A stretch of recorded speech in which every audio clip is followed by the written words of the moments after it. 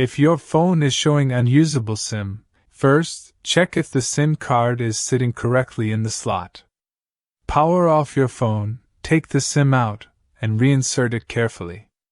If that doesn't work, look at the SIM itself. If it looks scratched, bent, or dirty, try cleaning it gently with a dry cloth. If it's damaged, you'll probably need a replacement from your carrier. Another possibility is that your phone is locked to a different network.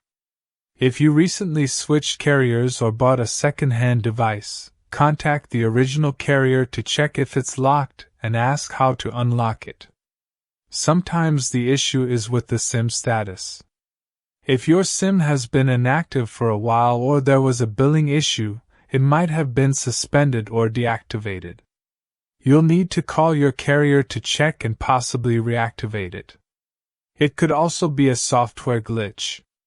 Try restarting your phone and make sure your system and carrier settings are up to date. In some cases, the SIM slot or reader inside your phone might be faulty. If you have another SIM, try swapping it in. If none work, it might be a hardware issue that needs repair. If you're using both a physical SIM and an eSIM, try turning one off temporarily to see if that helps.